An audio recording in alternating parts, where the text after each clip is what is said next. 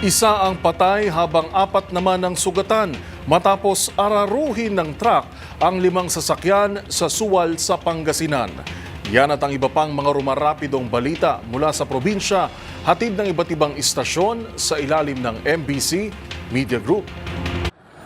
Pagkawala ng kontrol sa preno at manubila ang nakitang dahilan ng pagkarambola ng 6 na sasakyan sa bayan ng Sual kung saan ikinasawi ng isang individual. Ayon sa ulat ni Sual Chief of Police Major J. Bran Casiano, nangyari ang insidente sa Provincial Road sa poblasyon kahapon alas 8:30 ng umaga. Base sa paunang investigasyon, lumalabas na nalos kontrol sa manubela sa palikong bahagi ng daan ng truck driver na umano'y nawalan din ng preno kaya naararo nito 5 sasakyan sa kanyang harapan na ikinasawi ng isang tricycle driver at ikinasugat ng 4 na iba pa. Sa ngayon nasa kustodiya ng Sual Police Station ng truck driver at naharap sa kaukulang kaso.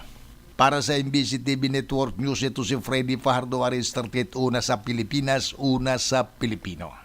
Balita mula sa Davao City. Imasriya sa kulungan ng isang top 1 city level na most wanted person matapos isinilbi ang warrant of arrest ng Balyok Police Station kasama ang CIDG-11 pasado alas 9:30 ng umaga, November 26, 2024 sa Puro 4 Barangay Balyok, Davao City. Ang naaresto ay nakilalang si alias Arnel, 35 anyos, may asawa, tricycle driver at nakatira sa Purok 54 SIR Phase 176-A Bukana, Davao City. Si alias Arnel may standing warrant para sa kasong 4 counts of qualified sexual assault at 6 counts of lascivious conduct under Section B of Republic Act No.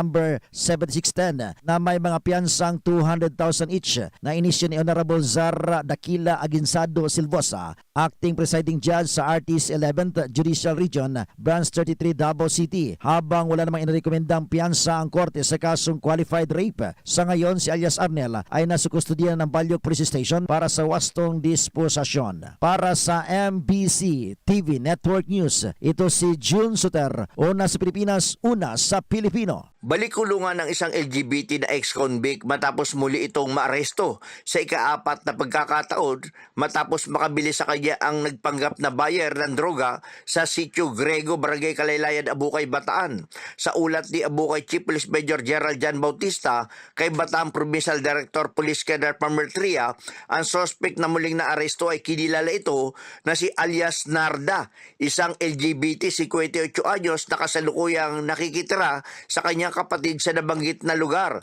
Nakumpiska sa suspect ang ilang pakete ng shabu na tumitimbang ito sa 5.8 gramo na nagkakalaga ito sa 39,440 pesos at mark money. Sinabi ng suspect na ika-4 na pagkakataon na diya umano ito na naaresto sa kalintulad na kaso sa illegal na droga at sa Olongapo umano siya kumukuha ng droga na kanyang ibinebenta sa bayan ng Abukay. Sinabi naman ng kapatid nito na babae na kalalaya lamang din itong kanyang kapatid sa pagkakakulong sa Muntinlupa nito lamang buwan ng June 2024. Kaya lubas silang mga nalulungkot dahil inakala nila na magbabago na ito.